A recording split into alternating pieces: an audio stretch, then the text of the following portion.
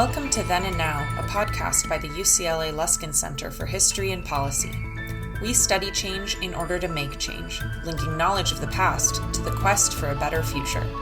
Every other week, we examine the most pressing issues of the day through a historical lens, helping us understand what happened then and what that means for us now. Welcome to the special edition of Then and Now. I'm David Myers, director of the Luskin Center for History and Policy at UCLA, which hosts this podcast. I'm speaking today with Cary Franklin, who holds the MacDonald Wright Chair of Law at the UCLA Law School and is faculty director of the Williams Institute. Professor Franklin and I spoke 5 months ago on the day of the oral arguments around the Mississippi abortion case, Dobbs v. Jackson Women's Health Organization. A draft opinion by Justice Samuel Alito, apparently endorsed by 4 of his colleagues, calls for the overturning of both Roe and Casey, the 2 Supreme Court decisions that have guaranteed a woman's access to abortion for some 50 years. Justice Alito declares in his opinion, which of course could change by the time the Supreme Court's decision is officially announced, that Roe and Casey were wrongly decided and should be overturned. To help us understand this draft opinion and assess the impact it might have, we're delighted to have back with us Professor Franklin. Welcome to you, Cary. Thanks. I'm glad to be here. So it certainly seems as if your analysis of 5 months ago was on target when you said Roe and Casey are gravely endangered. I'm wondering what, if anything, today surprises you? Well, I suppose I would say the only surprise is that I'm not surprised. You know, if you had told me 10 years ago that this was going to happen today, I would have been surprised, but now I am not, as I've been expecting this decision to come down. And what the court said did not surprise me. That the court did it did not surprise me. Sadly, I'm not even surprised by the unprecedented and outrageous leak of a draft majority opinion in this incredibly controversial case, which is an extreme violation of Supreme Court norms and is not something that has happened in modern history. But the court has had such ethical challenges and has taken such hits to its institutional reputation, I think, legitimately, that I'm not even particularly surprised by the leak. I think on substance and procedure, this is a sad day in America, but it doesn't surprise me. Right. Let's take the procedural question, the leak. In whose interest would it be to leak the draft opinion? Let me preface this by saying I, nor anyone else that I know, has any insider information on who did this. So there's a lot of speculation swirling around. I will say, I think the theory that makes the most sense, but doesn't mean is the right theory, because the world doesn't always make sense. But the most logical conclusion, I think, is that the leaker is someone who wanted to lock the justices in to Justice Alito's opinion. Because now that that's been circulated to the public, the costs of changing or quote unquote defecting are very high because it starts to look like you succumb to pressure. So the leading theory is that, or I'll say the theory I find most persuasive and likeliest, is that somebody who wanted Alito to retain the majority and was worried that Chief Justice Roberts might peel off likely Justice Kavanaugh, perhaps Justice Barrett, but I think likelier Justice Kavanaugh, into a decision that wasn't quite so extreme, wanted to leak this to make it harder to do that, to make the costs of doing that higher. There was a Wall Street Journal editorial last week that expressed concern that Chief Justice Roberts might pick someone off, leaving Justice Alito without the requisite 5 for the complete overruling of Roe and Casey. It now looks like they may have had some leak or some information there. And that seems like likeliest theory. But again, no one knows. Okay, I want to turn now to the substance of the matter, the opinion itself, and to a sentence that has been prominently quoted in the media, which is that Roe was, from Justice Alito's opinion, Roe was egregiously wrong from the start. Is that a striking statement to you, or is this what conservative justices and judges have been saying for the last 50 years? Well, as I think we might have talked about last time, Roe wasn't that controversial when it came down. It became much more controversial in the 1980s. But since the 1980s, yes, conservatives have been arguing this. This has been one of the central platforms of the Republican Party. This has been one of the litmus tests for choosing judges. President Trump vowed to put judges on the court who would decide that Roe was egregiously wrong and get rid of it. And lo, it looks like that's what's happening. So nothing new about that argument. And I think we were all suspecting that that's what the court would say. What was egregiously wrong, according to Justice Alito, with Roe? Yeah, so Justice Alito says in his opinion, and this is the part of the happening and the opinion and what's going to go on that people are wondering how broad its implications and what it will mean for the future. So Justice Alito says in this opinion that Roe was wrong because there's no grounding for that right in the Constitution. So the Constitution protects liberty, but it doesn't list the specific liberty rights that are protected. It's a fairly skeletal document. And over the past 150 years, the court has determined that there are certain fundamental rights that are so deeply important to our freedom and to our liberty that they get special protection under the Constitution. And these are rights having to do with parents' ability to oversee the upbringing of their children, the right to choose your marital partner, the right to use birth control, the right to have same-sex sex, the right to marry someone of the same sex, the right to marry someone of a different race. There is a very long line of cases involving unenumerated fundamental rights, and Roe is one of those cases. Roe is one of those rights protections where the court said this falls within the category of fundamental unenumerated rights, and Justice Alito is saying that the court inserted that out of its own political or policy desires and that there's no constitutional grounding for it. So that's the basic claim. A lot of the talk that's been swirling around about this leaked decision is, what does that mean for the entire line of cases protecting unenumerated fundamental rights? Right. What does this mean? I turn to you. What does this portend about those unenumerated rights, which include the right to same-sex marriage, amongst other? Yes, well, Justice Alito has several paragraphs where he lists these unenumerated rights, including Loving v. Virginia, which recognized the right of people to marry someone of a different race, Griswold v. Connecticut, which recognized the right to use birth control, all the way through Lawrence v. Texas, which decriminalized same-sex sodomy, and Obergefell v. Hodges, which said same-sex couples have a right to marry. So I'll say two things. One, he engages in an analysis that I think makes all of those decisions vulnerable, because what he says is the only unenumerated rights that the Constitution protects were the ones that were understood to be protected in 1868 when the 14th Amendment was enacted, when these protections were put into the Constitution. What people understood they were protecting at the time, or what was protected at the time as a liberty, can be protected by the Constitution, and anything else is judicial intervention and judicial activism. And so he says, I'm going to ask whether the specific right is deeply rooted in history and tradition, and I'm going to ask whether it's implicit in the concept of ordered liberty from a 19th century perspective. And he writes an opinion saying abortion is not a right that is deeply rooted in history and tradition. There were laws criminalizing it, and it's not understood as implicit in the concept of ordered liberty. Most of the states criminalized that practice at the time the 14th Amendment was enacted. If you use this analytic, all of the rights we've been talking about are in serious jeopardy, because the right to interracial marriage, the right to same-sex sex, the right to same-sex marriage, none of those things would pass his test.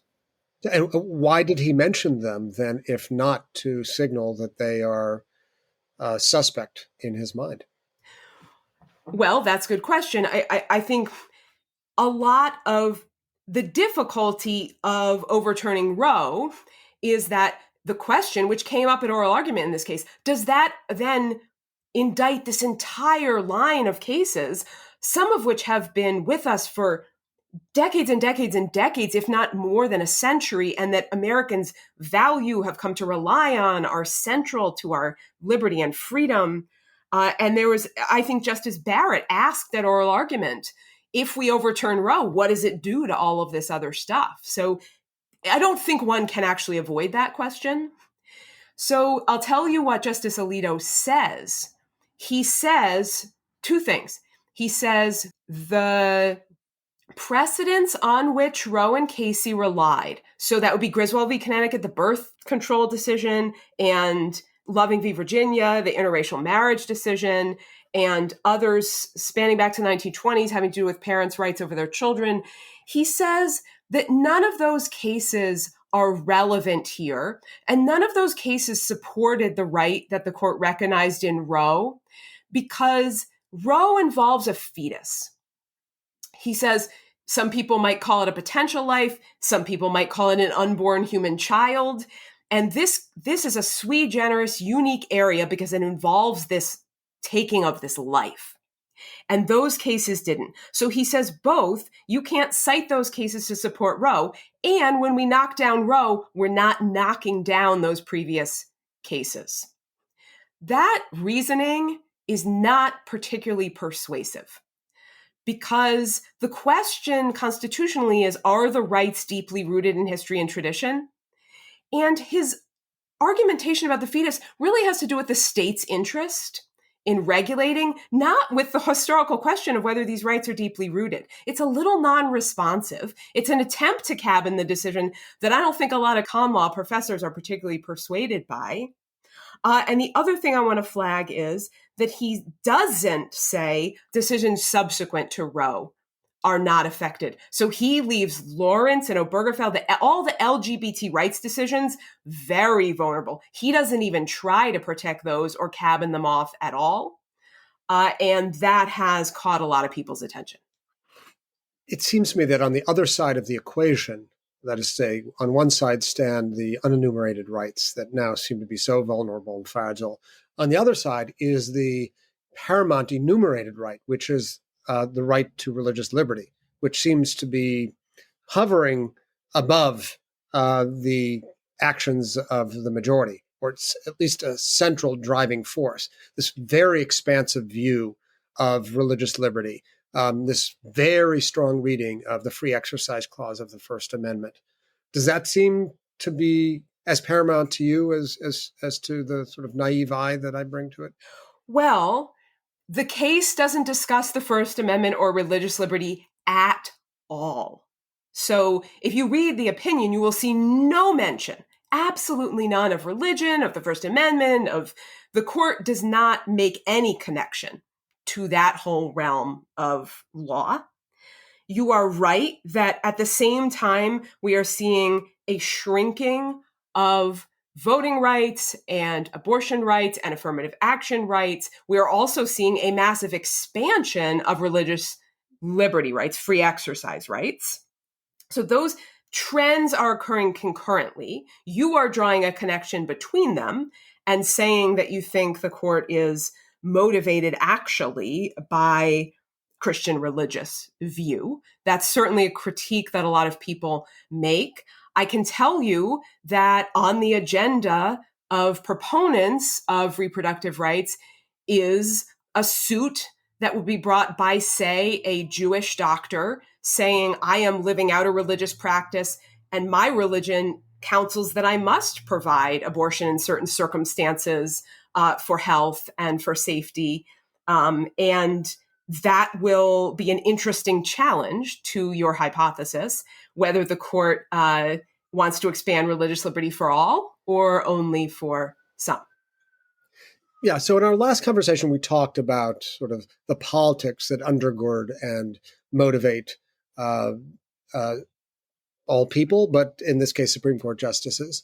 And I sort of pushed on the question of whether, we really can reduce Supreme Court judicial logic to politics, plain and simple, or for that matter, to personal belief. And I must say, when I read the line by Justice Alito that we need to remand this question to the people's elected representatives, as if that view of judicial review was really what was driving him, I thought, come on, let's be honest. You and your colleagues are giving voice to your very strongly held religious beliefs about what abortion is. And that's really what's going on here. What do you say in the face of such a bold and simple-minded statement? I absolutely share your skepticism. If this judicial modesty and judicial humility and judicial minimalism were a principled position, the gun rights case that's going to come down this summer, striking down a very long-standing New York state gun regulation and taking that ability to regulate out of the hands of New York voters and saying we on the court will control what regulation New York can have. Same next year, I think the court is very likely to either completely bar or severely restrict affirmative action, taking that out of the hands of states that California, Michigan, states that would like to put in affirmative action programs. The court is going to tell them they can't do it. The court is reaching out in all sorts of ways to slap down popularly, democratically implemented legislation. This court is an extremely activist court. So I agree that to pull out this line here and say, we just need to leave this to the voters, when that does not appear to be the modus operandi of the Roberts Court these days, is unconvincing. It seems downright disingenuous, I must say. I understand that may not be the language you would choose, but I'm also struck by Justice Alito's claim that Roe and Casey have needlessly inflamed debate and deepened division in the country, as if overturning Roe will not inflame debate and deepen division in this country. How sincere do you think that expressed concern is? Well, I don't know anything about whether he believes what he's saying or not, but I will just say this. The fight over abortion was already joined before Roe. Roe did not inflame the debate over abortion. Political realignment and political polarization inflamed the debate over abortion. And the idea that this decision will quiet that debate or contestation is frankly laughable. We are now headed into years, if not decades, of skirmishes, court cases, battles over abortion, where states try to reach beyond their borders and regulate abortion providers and recipients in other states, and other states refuse to enforce judgments of those courts. And we are going to have an enormous battle in this country with states warring against one another in a very uncharted area about who can extend their law beyond their borders. You may be aware California is already starting. There's a number of bills up in Sacramento right now to try to block red states from coming in and enforcing their criminal law against California abortion providers or people in California who help abortion patients. And this is an extremely underdeveloped area. And we are in for many, many, many battles. And I'll just mention that the other battle we're in for is what makes your previous question particularly pointed, which is that the idea that we're just going to now leave this to the states is not at all the right's agenda. The right's agenda was attack Roe as a federal restriction and return it to the states. And then as soon as you return to the states, go for federal legislation banning abortion. They're not stopping with the states. They want to ban it on a federal level. So we're going to be having huge campaigns for that. This decision will guarantee abortion as the forefront of the culture wars for many years to come. Wait, could you explain that? That's really interesting. So at one level, this decision is about granting states the right to decide for themselves, as if this is a kind of clear-cut instance of federalism. But then you're saying that the anti-abortion movement, opponents of abortion, will then go back to the federal level to seek to enact a kind of universal law against abortion. Yes. So it's a two-pronged move or multi-pronged move. Yes, that's absolutely the. I will say, I think the discussion about federalism is completely disingenuous. Not necessarily on the part of every justice, but on the part of anti-abortion forces in general, who have used the federal argument to say states' rights, states should get to decide this question the second this decision comes down. And in fact, it's already happening. We don't even have to wait for the decision. The agenda, the explicit, announced, very vocal agenda now on the part of anti-abortion forces is to seek a federal law barring abortion that would prohibit people in all states from attaining abortions. So all of this talk about allowing people in different states to choose what they like will die the minute Dobbs comes down. What do we learn about the effectiveness of the pro-life or anti-abortion movement from the perspective of Justice Alito's opinion? So let me say two things. One, the right has been very focused on judges and courts in a way the left has not been. So the right decided in the 1980s that filling the courts with conservative judges was going to be at the heart of their strategy. And they have succeeded beyond I would think, beyond their wildest imagination. They have very successfully done that. And the left has perpetually not focused on courts and not paid attention to judges. And even people like Bill Clinton and Barack Obama, who were law students and lawyers, did not focus on the courts once they became president. They had other priorities.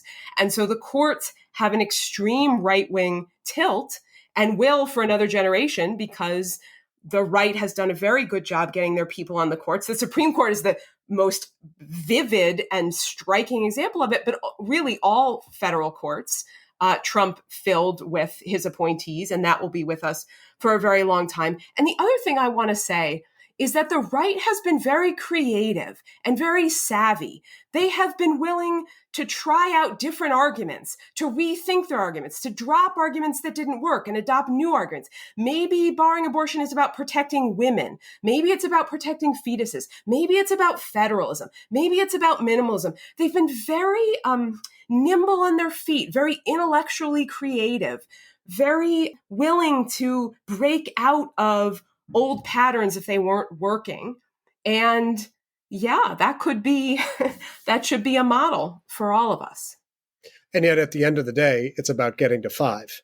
And the single-minded focus on getting 5 and now 6 justices on the Supreme Court of like-minded persuasion seems to be the great achievement of that movement. Yeah, and I'll say a lot of people have said abortion rights are voting rights, and that is very true. The focus now needs to be on shoring up people's access to the polls, because the vast majority of Americans do not support what the Supreme Court is doing. That's the double crime in all of this. This is not democratic. This is not popular. This is not what Americans want. But in a lot of places, gerrymandering and the gutting of the Voting Rights Act have made it hard for the majority of Americans to express their views through voting. So I would say, if you care about reproductive health and justice, please attend to that, but please don't sleep on the voting rights, because that ultimately is going to be what it comes down to. So I know this has been an exceptionally busy day for you with interviews from the crack of dawn until now. I want to just ask a final question. It's not a small one. What does this mean, this decision, which will come down the pike soon enough? What does it mean in terms of Supreme Court jurisprudence? You gave us some intimation of that by referring to the unenumerated rights. What does it mean for abortion in America and the women who will no longer have access? And what does it mean for the social fabric of this country? What it means for Supreme Court jurisprudence is that a lot of rights that I think until quite recently people took for granted or felt were on fairly firm ground, even people in the field. So I would say when the Supreme Court declared that same-sex marriage was a constitutional right, I did not think that would be overturned. I thought that was here to stay. I, in some sense, took for granted that that was a right that got declared and that people would enjoy going forward. I no longer take that for granted. It's hard for me to convey how destabilizing a decision this is, not only in the reproductive arena, not only to do with sexuality, but really to do with all of these liberty rights that Americans have come to rely on. I think they are all now on a much shakier ground than we thought. So it's very destabilizing and disorienting. And in a way, it reminds me, it is in my world, it is in the world of constitutional law, akin to January 6th in its seismic effects on what we thought was secure and where we thought the foundations would hold. So it'll be a big decision, constitutionally and jurisprudentially. I think it will be an enormous decision in its ramifications. 75% of people who get abortions are at the poverty line or below. So although everybody needs access to these services, this is really a problem that deeply implicates wealth and class inequality in this country and race inequality. And we will see a lot of suffering and deprivation. I can't put a happy spin on it. I do think that this will have serious real world effects that will be cataclysmic and devastating in a lot of people's lives. I think it will make it harder for women to access employment and education. I think there will be a troubling amount of suffering as a result of this opinion, particularly in rural places, particularly in places that already have difficulty with access. And it will do nothing good to the social fabric because, as I say, it's not that we've had no contestation over abortion. Of course we have, but the Supreme Court have tried to navigate it. And Casey was all about finding a kind of middle ground where we had a lot of regulation, but we also had a right. And the court was pretty open about trying to navigate a contested issue and talked about Casey as a settlement between the sides. And of course we kept fighting, but this will open up a breach from which it will be difficult to recover and in which we will be fighting for many, probably decades to come. So that is my take on the large question you asked. Okay.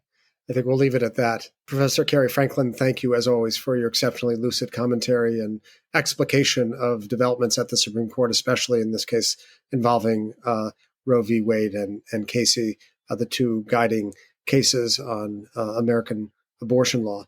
It's time now for you to get a little bit of rest, but we're really grateful to you for making time out of your schedule. Thank you. Thank you so much for having me, and I really appreciate this podcast.